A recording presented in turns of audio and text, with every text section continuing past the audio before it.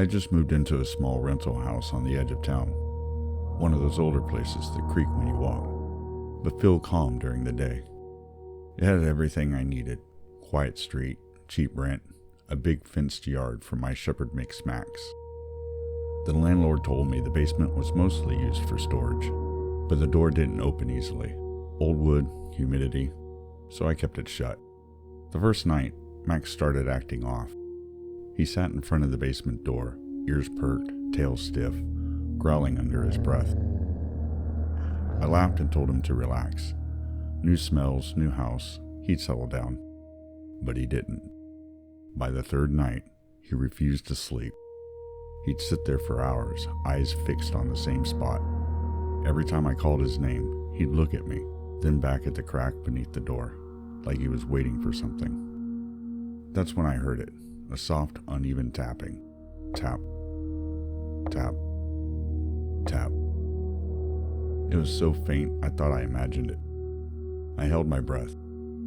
Then it came again. Closer, this time like fingernails brushing wood.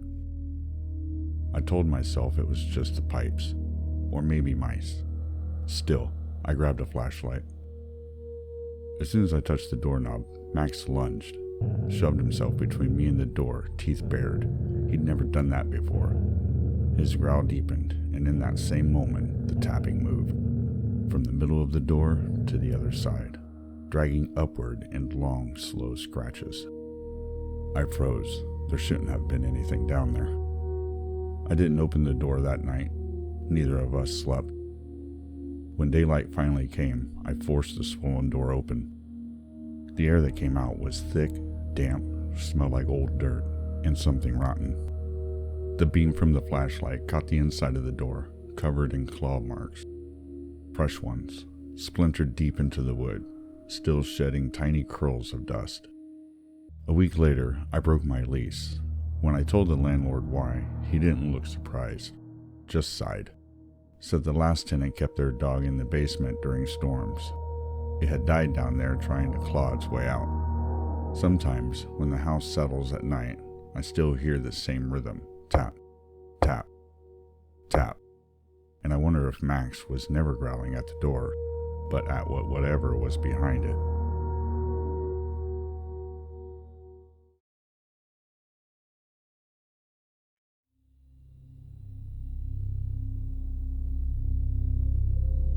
Luna was a perfect cat. Quiet, curious, black as midnight. The kind that sleeps all day and curls up on your chest when you're sad. I adopted her my second year of college, and for months she was my shadow. If I was studying, she was on the desk. If I was sleeping, she was at my feet. Then, one night, around 3 a.m., I woke to the sound of her hissing. She was in the hallway, fur raised, tail puffed, eyes locked on the ceiling corner. There was nothing there. I called her name. She didn't look away. Just that low guttural hiss the cats make when they're watching something you can't see. I pulled out my phone and started recording, thinking it'd be funny later. But when I played it back in the morning, there was a whisper. It said her name softly, drawn out. Luna, Luna. I replayed it 10 times. It wasn't my voice. It wasn't any voice I recognized. From that night on, Luna changed. She'd stare into the hallway and growl, ears pinned back, tail twitching. Sometimes she'd chase things that weren't there, dart into the darkness, then freeze, eyes tracking something I couldn't see. I tried to laugh it off, told friends it was cat stuff, but I started keeping the hallway light on at night. Eventually, I decided to move apartments. The last night before leaving, I left the front door open while I packed. Luna sat at the threshold, crying this deep, broken sound. Not her usual meow, almost like she was trying to warn me.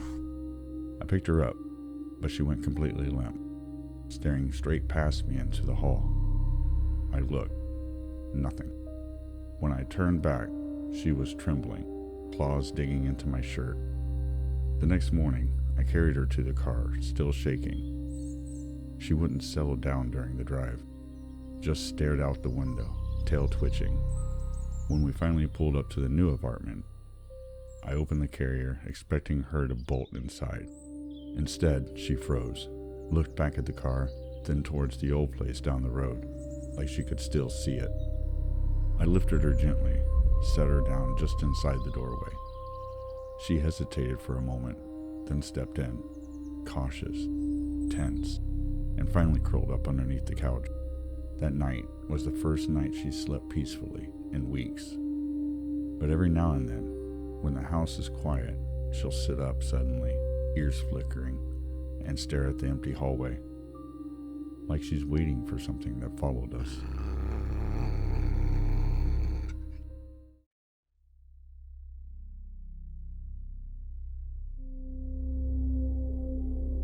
My uncle was one of those eccentric people. Funny, loud, always talking to his parrot like it was a human. When he passed away, his family didn't want the bird, so I took it. A green Amazon parrot named Jasper. I figured it'd be some company. He was clever. He could mimic the microwave, the phone, even snippets of songs. For a few days, it was comforting. The sound of life in a quiet house. Then, one night, I heard it say in my uncle's voice, "Hey, buddy." Exactly the same tone, same warmth. It made me smile until the next night. Around 2 a.m., I woke to a whisper. Not the parrot's usual squawk, a whisper. I got up, walked into the living room. Jasper was wide awake, head tilted. Then he said, still in my uncle's voice, "Don't go downstairs." My house doesn't have a downstairs. Over the next week, he started saying other things. Stuff I'd said on the phone, private things, phrases I'd whispered to myself. Once he mimicked my voice saying, "I'm tired of being alone." I hadn't said that out loud in years. Sometimes at night, I'd hear him carrying on both sides of a conversation, one in my uncle's voice, the other in mine, back and forth, soft, like he was practicing a duet that only he understood. Then one morning, I walked into the living room and the cage door was open. Jasper sat on the back of the couch, watching me. He tilted his head and said quietly, "You're next." I froze. He didn't move. When I blinked, he was gone. The cage was empty. The window was still closed. All that remained was a single green feather on my nightstand the next morning. Sometimes I still hear him. A faint whistle from the next room. The sound of my own voice, repeating words I'd never said out loud. Thanks for watching. If you have a true story, send it to acestruestories@gmail.com. If you have an idea for a future video, leave a comment, and don't forget to like and subscribe. Remember, there's always another story.